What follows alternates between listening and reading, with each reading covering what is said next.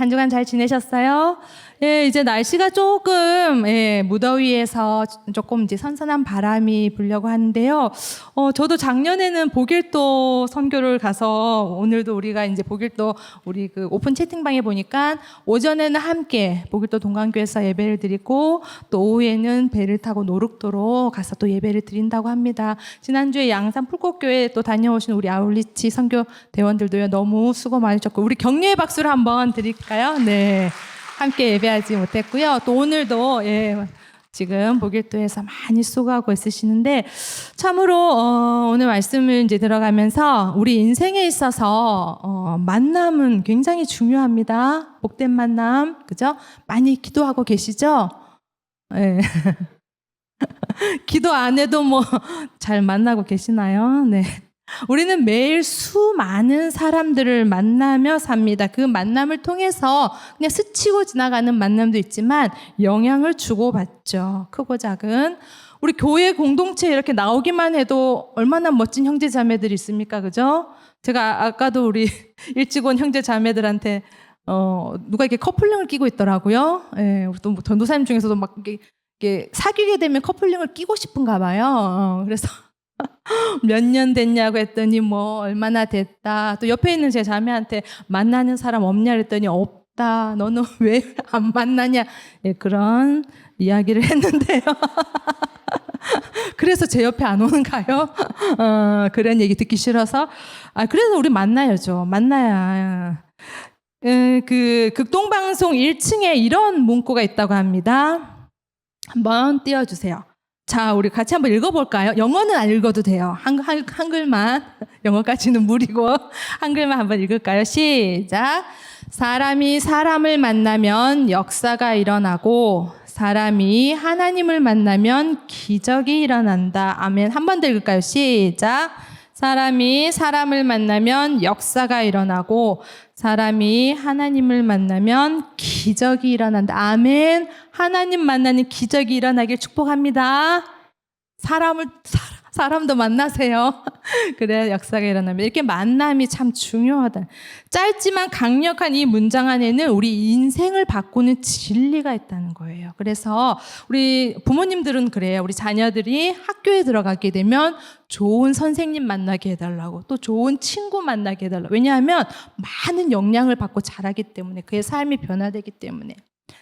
사랑하는 여러분, 우리는 복된 만남을 위해 기도해야 하는데 그 만남 속에는 하나님의 놀라운 섭리가 숨어 있기 때문이에요. 처음에는 그냥 뭐 대면 하죠. 그런데 하나님의 놀라운 섭리가 그 안에 있다라는 거예요.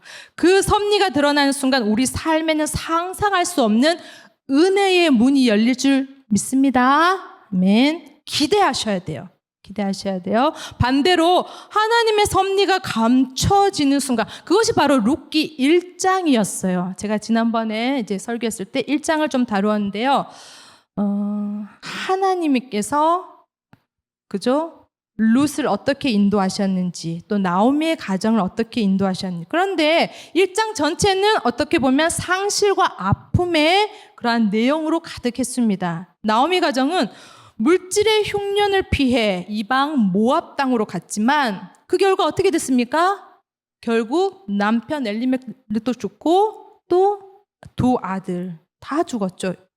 영적인 빈곤의 상태로 아무 가진 것 없이 고향 베들레헴으로 돌아오게 됩니다. 하지만 혼자 돌아온 게 아니에요. 누가 있었습니까? 나오미에게는 정말 딸과 같은 자부, 며느리 룻이 있어요. 하나님은 나오미를 위해서 그 룻을 예비해 두셨던 것이죠. 그런데 이제 오늘 우리 2장 1절부터 8절까지 읽었는데 2장으로 들어가면서는 분위기가 완전히 바뀌어요. 왜냐하면 새로운 한 사람이 또 등장하기 때문입니다. 어떻게 보면 좀 드라마 같아요. 그죠? 이 룻기서는 한 여인의 우연한 만남이 하나님의 구속사적인 만남으로 2장에서는 바뀌게 됩니다. 오늘 본문을 통해서 우리가 어떤 마음으로 어떠한 태도로 살아야 그 만남의 자리로 나아갈 수 있는지를 살펴보기를 원합니다. 룻기 2장 1절에 보면 그 보아스를 유력한 자라고 소개하고 있어요. 성경의 풋노트에 보면 부호, 쉬운 말로 부자, 그런데 이 유력한 자라는 것은 그냥 돈만 많다라는 건 또 아니에요. 그리고 중요한 것은 보아스는 나오미의 남편인 엘리멜렉과 친척지간이었다라는 것이죠. 고향으로 갔기 때문에 예전에는 이렇게 고향에 많이 모여 살았잖아요. 친족들이. 나오미가 흉년을 피해서 모압에 갔을 때도 보아스는 이미 베들레헴에 있었습니다. 그냥 하늘에서 뚝 떨어진 게 아니에요. 하지만 성경은 그 보아스의 존재를 감추어 두고 있었다라는 것이죠. 왜일까요? 사랑하는 여러분, 우리가 결단할 때에 하나님은 그 은혜를 드러내십니다. 아멘. 우리 6월 달에 뭐 했죠? 너무 오래됐나요? 결단부응했습니다. 그죠? 하나님은 우리의 헌신과 순종을 기쁘게 받으시는데 결단하며 주님 앞에 나아갈 때에 은혜를 드러내셨다라는 거예요. 다시 말해서 믿음으로 발걸음을 옮기기 전까지는 그 은혜조차도 감추실 때가 있습니다.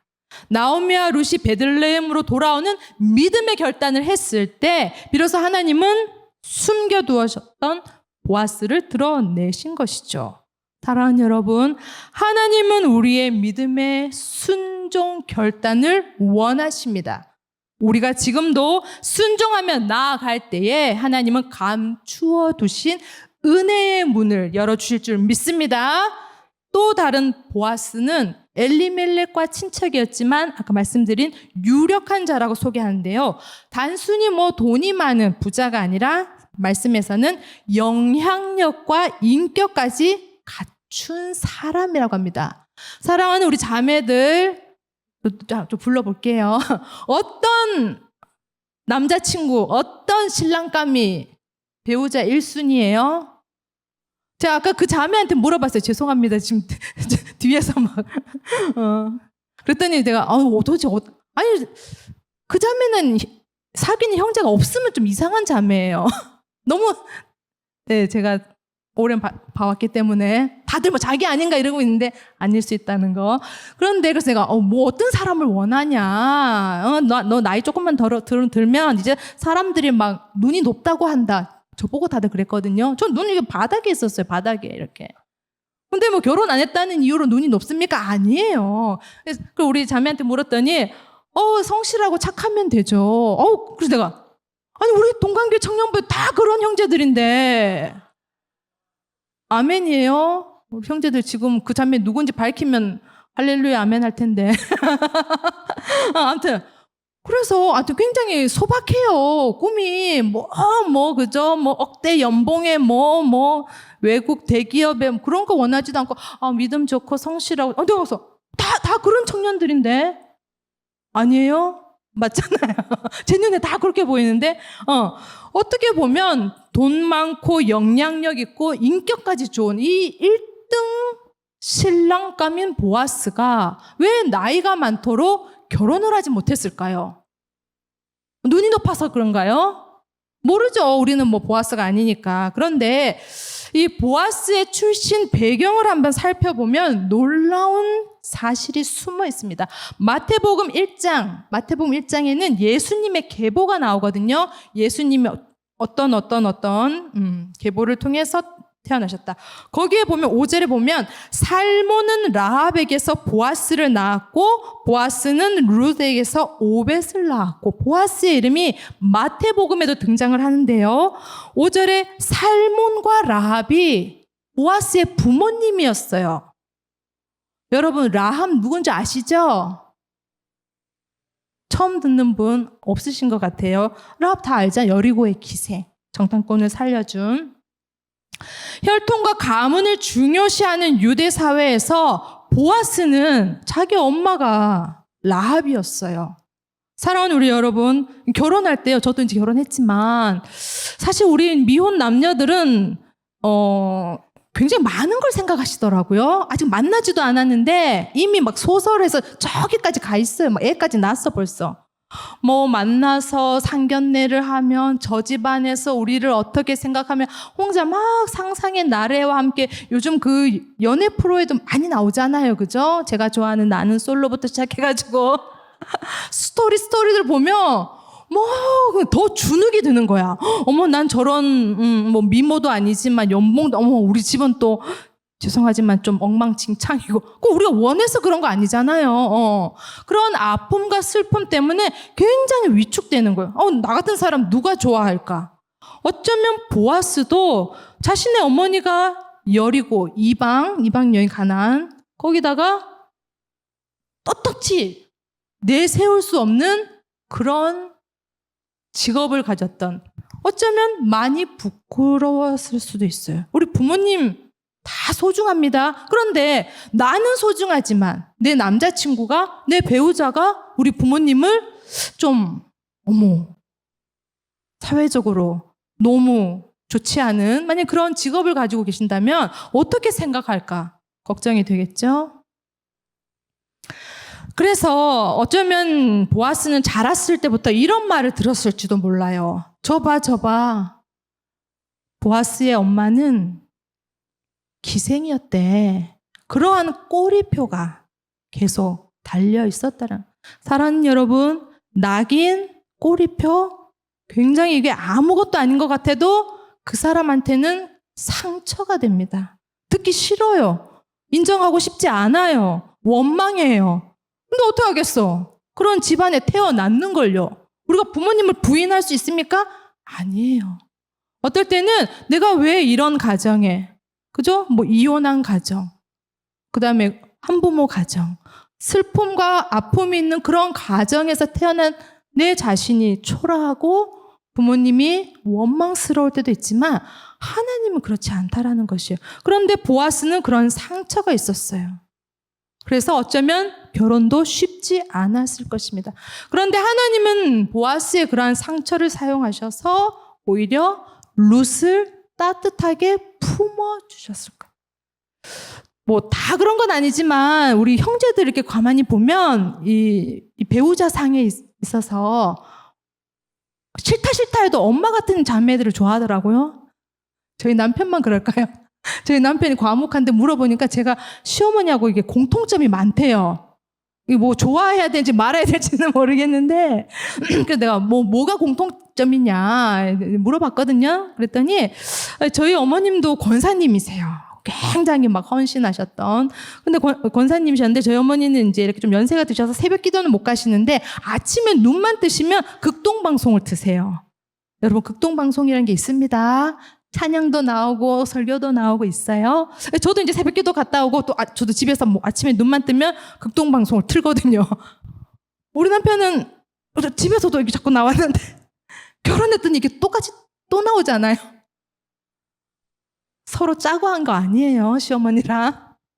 그리고 이렇게 뭐 일을 추진하거나 활동적인 것도 제가 이제 어머니하고 너무 비슷해서 저희는 한 3개월 이렇게 만나고 바로 결혼했거든요. 그걸 몰랐는데도 살다 보니까 제가 이제 시어머니랑 너무 비슷했던 거예요. 그런 성격들이. 저희 남편은 이게 맞추기 수월하다 그러더라고요. 아무튼. 그래서 우리 형제들은 은연중에 우리 어머 그리고 참 남자 형제들은 특이한 게 물론 다 우리 동관교회 형제들은 효자 맞죠? 근데 결혼을 하면 더 효자가 된대요. 맞습니까, 집사님? 이상해요. 왜 형제들은 결혼만 하면 더 효자가 되는지 모르겠지만 저희 남편도 굉장히 효자예요. 매주 시댁에 갑니다. 왜냐? 예배 드리면 할 일이 없잖아요. 왜냐면 전 여기 와 있으니까. 그 매주 시댁 가는 거 쉽지 않아요. 집사님 이거 쉽지 않죠? 지방이거든요. 저희 시댁은 매주 엄마께 시댁에 가고. 그래서 대단하다. 그래서 저도 우리 남편 영향을 받아서 안식월에 4월달이었거든요. 매주 시댁에 갔어요. 그래서 어머님께 같이 식사하고 같이 예배하고 어머님 말씀 들으니까 이렇게 같이 닮아가더라고요. 아무튼 어쩌면 보아스는 룻을 딱 봤을 때 이방 여인, 그죠? 그리고 어머니와 같은 직업은 가지지 않았지만 그냥 지금 이삭 주우러 온 어떻게 보면 정말 사회적으로 신분이 낮은 자기 어머니 라합을 떠올렸을 수도 있다라는 거예요. 사랑하는 여러분, 우리의 삶 가운데서 성장 과정 가운데서 아픔이 있습니까? 상처가 있습니까? 그건 그것으로 그냥 끝나는 게 아니에요. 하나님 그걸 사용하셔서 더 많은 사람, 나와 같은 사람을 위로하고 그 사람을 세워주라고 우리에게 그런 시간을 허락하셨습니다. 그러한 사랑을, 위로를 전달하고 나누는 저와 여러분 되기를 주님 이름으로 축복합니다. 하나님은 은혜를 아무한테나 맡기지 않으세요. 보아스가 어떤 사람이라고 했어요? 유력한 자. 뭐 돈뿐만 아니라 영향력이 있고 또 많은 사람을 섬기는, 나중에 이제 계속 보면 뒤에 나오죠. 상처가 있는 사람, 인생의 눈물을 아는 사람. 그래서 우리가 고통당할 때 뭐 예를 들어서 우리가 뭐 대학에 한번 실패할 수 있어요. 그죠? 고등학교에서 바로바로 다 대학교 들어가는 거 아니잖아요. 재수를 했다 그러면 정말 우리 고3 중에서 대학을 떨어진 형제 자매의 마음을 알 거예요. 그렇듯이 우리의 여러 가지 인생의 눈물, 거절, 우리 거절 당해본 경험들 있죠? 없는 것처럼 이렇게 가만히 있어도 다 있잖아요. 그러니까 그 거절이 무서워서 다시 용기가 안 날 수가 있어요. 거절에 대한 상처 때문에. 하지만 하나님께서는 우리의 거절과 아픔도 다 사용하셔서 하나님의 구속 이야기를 써내려 가신다라는 것을 우리가 룻기서를 통해서 볼 수 있습니다. 우리의 상처와 아픔이 있다면 괜찮습니다. 하나님은 그 아픔을 통해 더 큰 은혜로 우리를 사용하실 줄 믿습니다. 룻기 2장에서 여러 번 나오는 단어 중에 하나가 바로 은혜예요. 지금 우리 은혜자매도 뚫어지게 저를 이제 쳐다보고 있는데, 이제 이런 이름 가지고 있으면 부담스러워요. 저도 제 이름 엄청 부담스러워요. 근데 제 이름이요, 이게 지혜인데, 뜻이 알지, 은혜해거든요. 그러니까 하나님의 은혜를 좀 알고 살자, 그런 뜻인데 맞아요. 이 룻기를 보면 바로 하나님의 은혜가 뭔지 이렇게 잘 나옵니다. 2장 2절에 이렇게 보면 내가 누구에게 은혜를 입으며 그를 따라서 이삭을 줍겠나이까. 이제 룻은요, 시어머니를 복양하기 위해서 세상으로 나아갑니다. 그런데 불평 원망이 아니에요. 내가 정말 우리 모압 땅에서 있었으면 내가 또 새로운 사람을 만나서 재혼도 할 수 있었. 근데 이렇게 또 베들레헴에 와서 고작 하는 일이, 이런 불평 원망이 아니라 입만 열면 은혜를 고백합니다. 10절과 13절에서도 나에게 은혜를 베푸시며 은혜 입기를 은혜를 아는 사람, 사모하는 사람이었어요. 마태복음 12장 34절에 예수님이 이렇게 말씀하셨습니다. 독사의 자식들아, 너희는 악하니 어떻게 선한 말을 할 수 있느냐? 이는 마음에 가득한 것을 입으로 말함이라. 사랑하는 여러분, 사람이 자주 반복하는 이야기를 들어보면요, 그 사람 마음이 보인다는 거예요. 우리 형제자매들 만남이 굉장히 중요하다고 했습니다. 친구, 배우자, 여러 우리 선후배. 근데 좋은 말, 긍정의 말, 그런 말 굉장히 중요한 영향을 많이 받는다라는 거죠. 그런 사람을 만나기를 원합니다. 불평하고 원망하고 남 탓하고 뒷담화하고 아니에요. 어떤 처지와 상황에 있든지 하나님이 내게 은혜 주시길 원한다. 은혜, 감사, 겸손을 룻은 고백하고 있다라는 거예요. 자신의 상황과 처지와는 상관없이. 요즘 여러분의 대화, 말은 어떻습니까? 그래서 제일 좋은 건 뭐냐면요, 말을 안 하는 거예요. 말이 많으면 실수가 많잖아요. 특히 이렇게 막 감정이 올라올 때 있죠. 막 이렇게, 그죠? 올라올 때 날씨도 더운데 그럴 때는요, 말을 좀 참는 게 오히려 덕을 세우는 것이죠. 불평과 원망이 아니라 은혜와 감사가 우리 입술에 충만하길, 가득하길 주님 이름으로 축복합니다. 이제 룻은요, 밭으로 나갔어요. 그것은 자신의 약점, 신분 다 드러내는 거예요. 지금 룻의 신분은 과부, 이방인, 가난한 나그네. 이런 사람이 타인의 밭에 들어가서 이삭을 줍는다라는 것은 사회적으로 참 부끄럽고 창피한 일입니다. 하고 싶지 않아요. 당당하거나 떳떳한 일이 아니다라는 거예요. 하지만 룻은 그 부끄러움을 참고 무릅쓰고 나아갑니다. 왜죠? 은혜를 구해야만 살 수 있기 때문에. 절박한 마음으로. 마가복음 5장에 나오는 12의 혈류증 앓았던 여인은 사람들의 왜냐하면 이렇게 유출병에 있는 사람은 부정하다고 했어요. 사람들이 많은 공공의 장소 나가면 손가락질 받죠. 그렇지만 내가 예수님의 옷자락이라도 만지면 나을 것 같다라는 그런 담대함.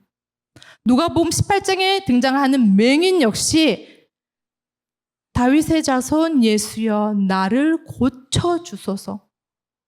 자기가 죽겠는데 뭐 체면 뭐 이런 게 뭐 어디 있습니까? 살만하니까 그냥 있는 거죠. 사람들은 조용하라고 꾸짖으며 너 지금 왜 그렇게 유난을 떠냐? 우리 이제 목회자들, 우리 전사님들 이렇게 한 번씩 이야기는 하는 걸 들어보면요. 우리 이제 새벽 기도 드릴 때 이제 오시는 이제 멤버들이 거의 이렇게 다 보이잖아요. 근데 우리 청년들이 뭐 오거나 이러면 이제 새로우니까 아우 뭐 무슨 일이 있나 보다 이렇게 한 번씩 이야기를 하세요. 기도하죠. 절박하니까. 절박한데 그 기도가까지 안 하면 뭐 어떻게 되겠습니까? 덜 절박한 거예요. 룻은 지금 뭐 사람들의 편견 뭐 이런 거 저런 거 상관할 거 없이 간절하게 은혜를 붙들고 사람들의 시선을 뛰어넘었던 것이죠. 룻을 포함한 성경의 많은 사람들은 은혜를 구하기 위해 자신의 약점, 신분, 부끄러움 모든 것을 무릅쓰고 주님께 나아갔습니다. 사랑하는 여러분, 혹시 여러분의 체면이나 자존심 때문에 머뭇거리거나 주저하거나 주님 앞에 나아가지 못하는 그러한 나의 태도가 있지는 않은가요? 이사야서 56장 6절 7절 말씀 우리 함께 읽겠습니다. 시작. 너는 여호와를 만날 만한 때에 찾으라. 가까이 계실 때에 그를 부르라. 악인은 그의 길을, 불의한 이는 그의 생각을 버리고 여호와께 돌아오라. 그리하면 그가 긍휼히 여기시리라. 우리 하나님께로 돌아오라. 그가 너그럽게 용서하시리라. 아멘. 여호와를 만날 만한 때에 찾는 저와 여러분 되시길 주님으로 축복합니다. 왜 누구를 만나야겠어요? 만남이 중요하다고 했는데 바로 여호와 하나님을 만날 만한 때에 찾으라고 했어요. 그 이름을 부르는 자는 하나님께서 반드시 건져 주십니다. 그러한 담대함과 믿음과 용기가 있어야 한다는 것이죠. 2장 3절에 보면 이렇게 나옵니다. 그래서 이제 밭에서 이삭을 줍는데요. 우연히 엘리멜렉의 친족 보아스의 밭. 룻이 알고 갔겠습니까? 원래 모압 사람이었고 시어머니 따라서 베들레헴에 왔는데 이 밭이 누구 밭인지 모르잖아요. 그런데 우연히 갔는데 보아스의 밭 이른다는 것이죠. 그런데 여러분 단순한 우연이 아니라 이것은 순종하는 자에게 드러나는 하나님의 섭리입니다. 믿으십니까? 사람들은 어쩌다 보니 그렇게 됐지 그게 아니다라는 거예요. 성경에서는. 그런데 4절에 보면 마침 보아스가 베들레헴에서부터 이곳에 왔다고 했어요. 요새처럼 우리 휴대폰 꺼내가지고 언제 우리가 밭에서 만나자 접선했습니까? 아니에요. 룻도 그냥 자기의 형편 처지 무릅쓰고 그냥 은혜를 구하기 위해 갔고 우연히 갔는데 그 밭이 누구의 밭이라고요? 보아스의 밭. 근데 원래 부자들은 잘 현장에 안 나타나요. 부자가 안 돼 보셔가지고 잘 모르겠지만 일꾼들이 많잖아요. 그죠? 대기업 회장님들이 생산 현장에 자주 나가십니까? 특별한 일 있어야 나가죠. 그런데 그때 마침 보아스가 그 밭에 왔다라는 거예요. 그런데 사랑하는 여러분, 우리가 여기서 오해하면 안 되는 중요한 게 있는데요. 그러면 내 인생에 벌어진 모든 우연도 다 하나님의 인도였구나? 이렇게 단정하면 됩니까? 아니에요. 위험해요. 우연이나 이 마침이란 단어 자체가 중요한 게 아니라 그 우연을 의미 있게 만드는 순종이 있어야 된다는 거예요. 우리가 불순종할 때도 우연히 마침 이런 일들이 많이 벌어져요. 그런 경험들 있으시죠? 요나가 그렇습니다. 하나님께서 요나를 어디로 가라고 해요? 다시스로 가라고 하는데 니느웨로 가라고 하는데 다시스로 가죠. 근데 그때 마침 다시스로 가는 배가 와요. 니느웨로 가는 불순종했어요. 하나님이 길을 열어주셨다라고 생각하고 다시스로 가는 배를 탄 요나는 어떻게 됐습니까? 죽을 위험 가운데서 건짐을 받았죠. 그럼 망하는 길이었다는 것이에요.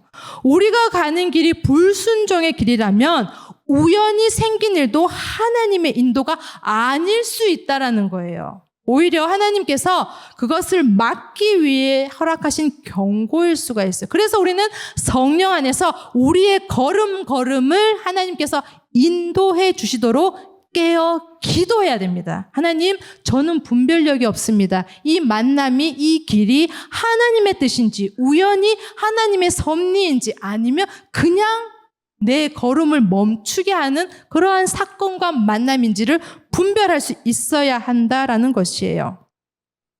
그런데 사랑하는 여러분, 룻은 바로 순종의 발걸음을 걸어서 이 우연을 통해서 하나님이 준비하신 놀라운 만남을 허락받았다는 것이에요. 그런데 룻만 순종한 것은 아닙니다. 보아스 역시 레위기 19장 9절에서 10절 말씀을 알고 있었고 그 말씀에 순종했어요.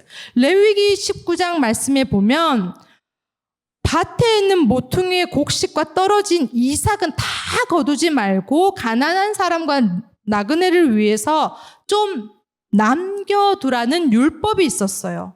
보아스는 땅 주인이니까 다 거두고 싶죠. 그죠? 그런데 이 율법의 말씀에 순종해서 그냥 놔두었던 것을 룻이 와서 지금 줍고 있다라는 겁니다. 사랑하는 여러분, 룻의 순종과 보아스의 순종이 만났을 때에 하나님의 놀라운 은혜가 펼쳐지는 것이 바로 오늘 본문이다라는 거예요. 우리의 조급함을 믿음으로 바꾸는 것이 바로 신앙입니다. 하나님의 타이밍을 믿으십니까? 신뢰하십니까? 그런데 우린 조급해요. 하나님, 왜 그러시죠? 하나님, 그러시면 안 됩니다부터 시작해서 이제 막 하나님 가르치시는 거예요.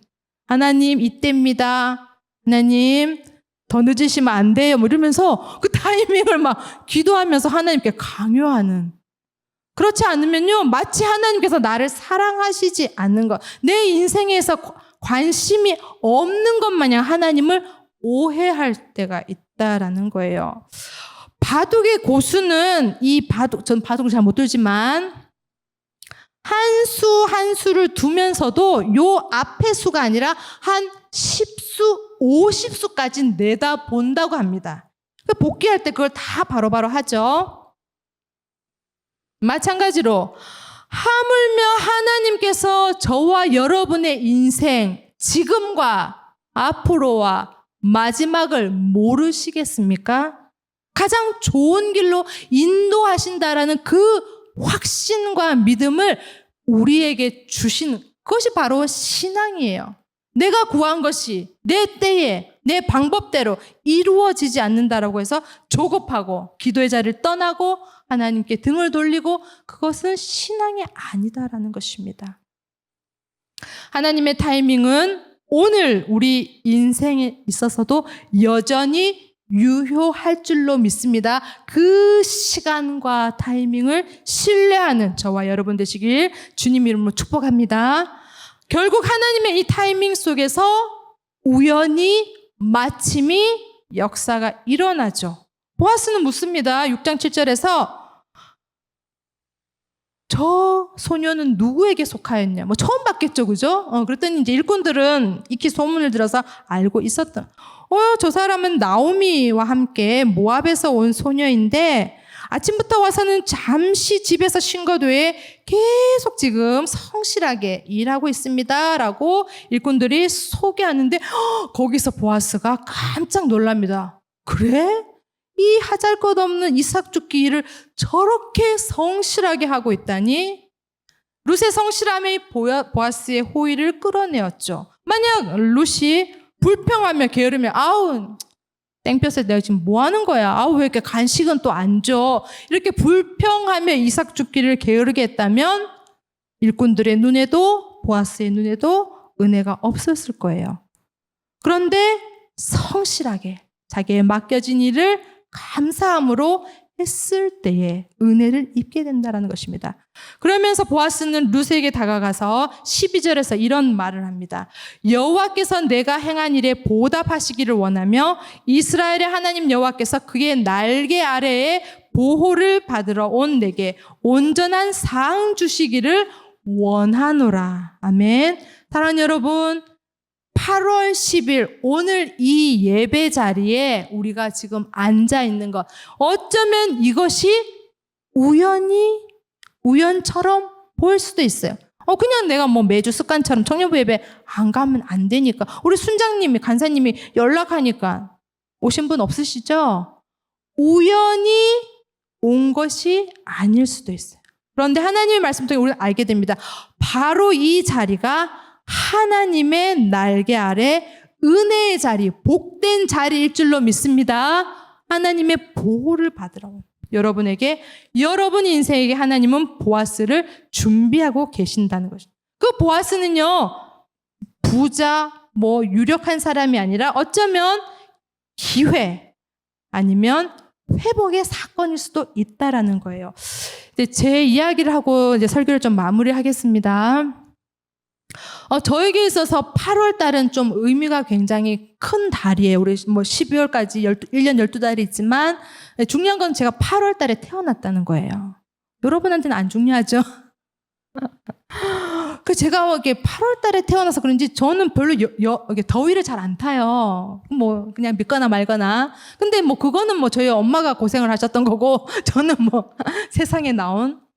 근데 이제 이 8월 달에 지나면서 저에게는 또 어떤 감사가 있냐면, 사실 여러분 제가 여러 간증들을 해가지고 저를 알고 계시겠지만 저는 처음부터 저 신학교 가겠습니다, 저 주에 종되겠습니다, 전혀 그런 생각조차를 하지 않고 살았습니다. 그런데 제가 어떻게 이렇게 지금 말씀 사역자로, 교육자로 설 수 있으니, 저는요, 물론 이제 4대째 모태신앙에 증조 외할머님 다 믿는 그런 가정에서 태어났는데, 그래서 이제 신앙생활을 잘 했어요. 고향 교회에서, 이제 대구에서. 그리고 피아노를 또 엄청 좋아해서요. 저는 피아노 반주를 거의 다 했어요. 저희 교회에 있는. 그랬더니 사람들이 이렇게 성실하고 신앙생활 잘하면, 그때 예전에는, 요즘은 그런 분 잘 없어요. 이런 말씀들 하셨어요. 목사님, 사모님 되면 참 좋겠다. 자매들 아멘이십니까? 지금 저를 이렇게 막 쳐다봐요. 지금 저한테 지금 무슨 소리 하시는, 제가 그랬어요. 아니, 교회 봉사하고 예배 잘 드리면 다 목사님, 사모님 이게 돼야 되는 거예요? 아니잖아요. 제가 그랬다니까요. 그러면서, 왜냐하면, 지금 생각해보면 이런 마음이 있었던 것 같아요. 제가 만약에 교육자나 목사님, 사모님 됐으면, 죄송합니다. 우리 강성기 목사님 사모님도 계시는데, 지금 나가셨네요. 왜냐면 지금 돌아보면 내가 왜 그렇게 싫어? 나 저 불신자 아니잖아요. 근데 왜 사람들이 저한테 막 성실하게 반주 잘하고 막 이러니까, 목사 사모 되면 좋겠다. 막 이렇게 화들짝거리면서 막 설레발치면서 내가 왜 그랬을까? 지금 돌아보면, 이렇게, 신앙생활을 그러니까 자발적으로 자유롭게 하는 건 너무 좋아요. 근데 이제 이게 업이 되고, 죄송합니다. 제가 여기 직장이잖아요. 그러면 막 새벽 기도도 예배도 이게 다 어떻게 보면 안 하면 안 되는 거니까. 그래서 저는 그게 너무 싫었던 것 같고, 또 이렇게 이제 주목받는 자리에 있다 보면 또 간섭을 받게 되고 사람들의 또 입방아에 오르게, 그런 게 너무 싫었던 것 같아요. 옛날에 이제 보수적인 교회에서 있었기 때문에, 우리 지금 목회자 자녀들도 많으시잖아요. 그거 다 아시잖아요. 그런 게 너무 싫어서 내가 지금 이렇게 하는 것만 해도 어딘데 나보고 지금 뭘 더 바래, 이런 마음이 있었어요. 그래서 저는요, 평신도로서 열심히 그냥 자유롭게 섬기지, 목회자 사모님, 저한테 말도 하지 마세요. 막 이렇게 했던 사람이거든요. 안 믿기시죠? 근데 그렇게 너무 부인했더니 또 이렇게 되는지도 모르겠어요. 아무튼, 근데 중요한 게 있는데, 제가 이제 이렇게 우리 선교, 지난주에는 양산도 갔다 오고 지금은 보길도도 갔다 오지만, 우리 선교 대원들 어떻습니까? 일주일 이렇게 휴가 내는 게 쉽지 않아요. 우리 정미자매도 그렇고, 막 직장을 그만둬야 갈 수가 있는 거잖아요. 저는 그래서 이제 또 대학원을 서울에서 다녔는데, 제가 직장 생활을 한 번도 쉰 적이 없거든요. 그래서 선교를 가고 싶으면 무조건 제 휴가 날짜와 맞는 선교를 택해서 갔어요. 전 돌아보면 교역자가 돼서 휴가를 얻었고요. 그전에는 휴가가 한 번도 없었어요. 제가 휴가 있으면 예전에 제가 다니던 교회는 선교가 또 왜 이렇게 많아요? 그냥 안 가는 게 이상해. 뭐 7월 첫째 주, 둘째 주, 셋째 주 보니까 다 어디든 다 갈 수 있었거든요. 근데 제가 이제 지금부터 한 10몇 년 지났는데 그때는 제가 꼭 가고 싶은 선교랑 날짜가 안 맞았어요. 갈 데가 없는 거예요. 갑자기 선교를 휴가 때마다 가다가 이게 갈 선교가 없으니까 사람이 또 좀 이상해지잖아요. 그렇다고 막 놀러 갈 수도 없고. 그래서 제가 뭘 했냐면 그때 이제 제 그 신앙의 선배 중에 한 분이 지리산에 가면 그 산청, 요즘 막 수해도 나고 불도 많이 나고 그런 곳인데 지리산 산청에 가면 에스라 하우스라고 성경 통독하고 있는데 거기를 가라는 거예요. 그 성경 통독, 성경 통독을요, 일주일 동안 다 한다는 거예요. 부담스럽죠? 아유, 다들 뭐 일독 넘게 하시나 봐요. 근데 이제 좀 선교로 이렇게 갔다가 일주일 또 휴가가 남으니까 이 기회에 성경을 한번 읽어보자. 그게 8월 첫 주였어요. 그래서 이제 제가 좀 짧게 얘기하겠습니다. 그렇게 해가지고 저는 그 에스라 하우스를 월요일날 갔어요. 이게 성경 한번 읽어보겠다는 마음을 가지고 기도원이었어요. 막 고속버스를 타고 또 뭐 마을버스를 타고 쭉 가가지고 기도원에 갔는데 이렇게 우리 좌식으로 쭉 앉아있는 그런 기도원에서 저처럼 이제 앞에 누가 한 명 딱 나와요. 그러면 그 분이 창세기부터 막 읽어요. 목소리로. 그러면 이제 눈으로 보는 게 그게 이제 통독인데 그러다가 좀 쉬기도 하고 막 그랬어요. 월요일부터 갔어요. 엄청 더웠죠. 또 경남 지역이었으니까.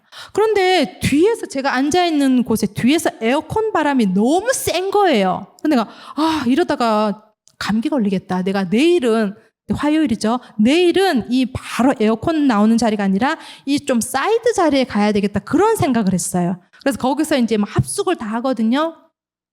저녁에 자고 이제 에어컨 바람이 없는 쪽으로 이렇게 책상도 있어요. 허리 아프니까 의자까지. 그렇게 해서 이게 사이드 쪽으로 앉았어요. 제가 좋아하는 자리로. 그래서 이제 저처럼 이제 앞에서 또 막 성경을 읽으면 그냥 밥만 먹고 이제 성경만 읽는 거예요. 그래야지 이제 한 권을 다 떼니까 새벽부터 일어나서. 그래서 제가 이제 정신 좀 차리고 앉아서 성경을 같이 막 따라가 읽고 하는데 아침을 먹고 이렇게 있는데 옆에 어떤 이제 조금 이제 연세 드신 어르신 남자분이 앉으시는 거예요. 물론 뭐 그분이 앉아 계신지 제가 거기 앉아 있는지 모르겠지만, 근데 우리 거기 보면 같이 오는 사람들도 있지만 혼자서 저처럼 이렇게 온 사람도 있었어요.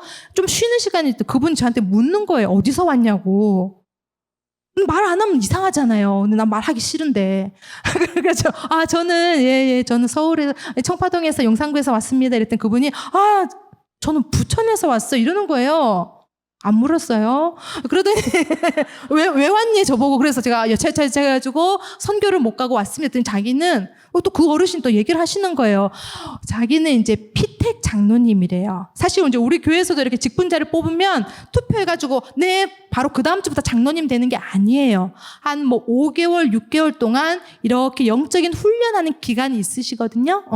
그분이 피택 장로님이 되셔가지고 여기에 이제 갑자기 월요일 날 하나님께서 아무 준비도 안 하고 있었는데 갑자기 그 기도원을 가라는 그런 메시지를 주셨다고 하는 거예요. 그러니까 이분은 그 전해에 학생들을 데리고 수련회로 여기로 왔던 교사였는데 막 학생들 관리하느라고 이 통독도 제대로 못하고 그래서 내가 하나님 앞에 장로 피택을 받기 전에 성경을 한번 제대로 읽어보자. 그래서 부랴부랴 막 월요일에 짐을 싸서 오셨던 건데 우연히 제 옆에 앉게 되신 거예요.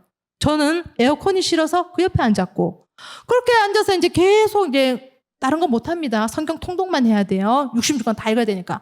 그래서 뭐 읽고 어쩌고저쩌고 이렇게 하는데 한 수요일쯤 되니까 거기서 이제 우리가 금요일날 그게 다 일정이 끝이 나요. 그러면서 그 기도원에서 대전을 들렀다가 서울로 가는 버스가 있다는 거예요. 저는 서울에서도 그런 버스가 있었는데 몰랐었거든요. 혼자 왔는데. 그래서 신청을 하라는 거예요. 그래서 금요일날 저녁에 늦게 마치니까 그 버스를 타고 대전에서 사람들을 내려주고 이제 경기도로 해서 서울 강남으로 가니까 그 버스를 타면 이제 토요일날 안 가도 되잖아요. 금요일 마치면 바로 갈 수가 있잖아요. 그래서 제가 그걸 신청하려고 생각을 했죠. 옆에 있던 그 장로님이 저한테 묻는 거예요. 뭐 어떻게 왔냐, 그러게 집에 갈 때는 어떻게 가냐. 저는 그 버스를 탈 생각했는데 이 장로님 갑자기 태워주신다는 거예요. 저는 이렇게 잘 모르는 분이랑 둘이서 가기 싫은데 그래서 이거 또 어떻게 하지? 근데 매일 거기 앉아서 성경을 또 5일 동안 읽었어요. 또 다른 데 가는 것도 이상하잖아요. 그래서 이제 막 그분이 또 얼마나 자상하신지 막 차에서 막 또 막 사탕부터 간식부터 막 챙겨 오셔서 저한테 또 막 주시는 거예요, 이렇게. 이거밖에 준비 못 해와서 미안하다고. 누가 뭐 달라고 했어요. 그래서 막 잘해주시는데 제가 저 안 탈래요. 저 밤에 장로님 같이 가기 싫어요. 또 이럴 수도 없잖아요. 근데 이제 금요일이 됐어. 금요일이 돼가지고 그 버스를 타든지 아니면 이제 저희는 카풀이니까 뭐 자가용이면 3명 정도 더 태울 수가 있잖아요. 서울로 가는 사람. 그래서 그 장로님도 저 외에 다른 사람도 태워주려고 막 사무실에 다 신청을 해놨어요. 뭐 부산에 가는 사람, 서울, 대전 가는 사람 이렇게 막 했는데 이제 금요일날 마지막 때까지 우리 차에 신청한 사람이 아무도 없는 거예요. 솔직히 난 그 장로님하고 지금 서울을 같이 가야 될 판이야. 근데 이제 그분이 5일 동안 이렇게 해주신 거 보면 또 너무 감사했어요. 그래서 이제 내 캐리어도 실어다 주시고 그러면서 이제 집회는 저녁에 마치고, 이제 서울로, 그러니까 이 지리산 상청에서 서울로 오는데 얼마나 멀어요. 한 4-5시간 걸리잖아요. 그때 밤 11시 출발했는데 휴게소를 들렀어요. 또 막 엄청 많은 간식을 또 막 사주시는 거예요, 저한테. 부담스럽게 차도 태워주시면서. 저는 이제 또 받았어요. 그러면서 그분이 이제 본인의 집이 부천이니까 제가 그때 구로에 살고 있었거든요. 청파동이 아니라 구로에 내려다 주고 그분은 부천에 가셨고, 그때 시각이 토요일 날 한 새벽 3-4시쯤 됐어요. 그때부터 저는 이제 잤는데 한참 자다가 오전에 일어나 보니까 휴대폰에 이렇게 부재중 전화가 많이 와 있는 거예요. 너무 놀래가지고 전화를 다시 걸었어요. 걸었는데 알고 봤더니 저희가 그 집회를 했던 그 산청 기도원 에스라 하우스였던 거예요. 난 너무 놀라가지고 자다 일어나가지고 이상해서 왜요? 왜 전화하셨어요? 그랬더니 거기에서 그러니까 많은 사람들이 모였거든요. 서울에 있는 사람들한테는 다 전화를 한 거예요. 저도 이제 서울에 살았으니까. 그래서 그 버스 있잖아요. 거기도 45인승, 50인승이니까 40명 이상이 탔어요. 근데 그 버스, 저는 이제 이 장로님 따라서 카풀에서 갔고, 그 버스가 출발해서 대전을 가다가 서울 입구에서 사고가 난 거예요. 인솔하시는 목사님 돌아가셨어요. 절반 이상이 다 천국 가셨어요. 나머지 분들도 굉장히 많은 그런 아픔이 있었어요. 너무 놀래가지고. 제가 이제 저희 어머니한테 그 얘기를 막 했어요. 그랬더니 저희 어머니 너무 깜짝 놀라가지고 그 장로님 전화번호 좀 달라고 그런 거 알고 있었죠. 막 장로님한테 전화해가지고 우리 지혜 살려주셔서 막 감사합니다 이러면서 막 저희 어머니가 막 울고 난리를 하시더라고요. 제가 그래서 그때 딱 느꼈던 게 뭐냐면, 사랑 여러분, 이제 말씀을 마무리하는데요. 하나님은 우연 같지만 마침 그 장로님 옆에 제가 에어컨이 싫어가 옆에 갔는데 그 장로님이 저를 태워다 주셔서 저는 이렇게 살고 있잖아요. 그런데 그 버스 사고로 천국에 가신 분, 그분들도 다 하나님이 사랑하시는 분들이에요. 그런데 저는 아직 이 땅에서 해야 할 일, 사명이 남아 있었기 때문에 하나님이 조금 더 생명을 연장시켜 주신 것이죠. 그래서 제가 그때부터는 목사 사모님 뭐니 안 해요 못해요 이런 말을 전혀 할 수가 없게 되었어요. 왜냐하면 제 생명은 제가 사는 게 아니다라는 거예요. 우리가 은혜 받으러 가더라도 하나님의 섭리와 하나님의 뜻은 다 알 수 없다라는 거예요. 그런데 그렇게 말씀 통독을 하러 갔다가 또 피택 장로님을 만나서 제가 이렇게 또 아직까지 하나님께서 주신 사명을 감당하라고 세상에 두신 것은 바로 하나님의 뜻이 있기 때문이다라는 걸 깨닫게 되었어요. 그래서 그때부터는 뭐 목사 사모님 더한 것도 순종하죠. 뭐 선교사 나가라면 나가죠. 뭐 왜 못 나가겠어요. 하나님 살려주셨는데 생명의 주인이 내가 아닌데.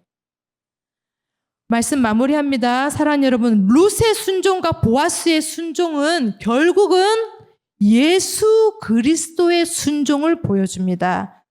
빌립보서 2장 말씀처럼 예수님은 하나님과 동등됨을 버리시고 낮고 낮은 이 땅에 오셔서 십자가에 죽기까지 순종하셨습니다. 여러분은 지금 어떤 순종을 하고 계세요? 룻이 자기 민족과 고향을 떠난 것처럼 예수님은 하늘 영광 버리시고 떠나셨습니다. 훗날 보아스는요, 룻을 아내로 맡기 위해 그냥 값없이 그냥 아니에요. 값을 치르고 그녀를 아내로 맞아들입니다. 예수님은 자신의 피값으로 저와 여러분을 구원하셨습니다. 여러분은 어떤 만남을 여러분 인생 가운데 기대하십니까? 무엇보다도 첫 번째 우리가 만나야 할 분은 바로 예수 그리스도입니다. 사랑하는 여러분, 그 주님은 오늘도 저와 여러분을 부르십니다. 내게로 오라. 내가 너를 쉬게 하겠다. 내가 너와 함께 하겠다. 세상 끝날까지 너와 함께 하시겠다는 영원한 신랑이 되어주시는 바로 그 주님께 우리의 삶을 맡기는, 우리의 앞길을 맡기는 저와 여러분 되시길 주님을 축복합니다. 그 만남이 시작될 때 우리 인생이 기적으로 바뀔 줄 믿습니다. 여호와의 날개 그늘 아래로 나온 모두에게 하나님의 온전한 상급 있기를 주님으로 축복합니다. 나는 주를 섬기는 것에 후회가 없습니다. 찬양하시고 함께 기도의 자리로 나가겠습니다.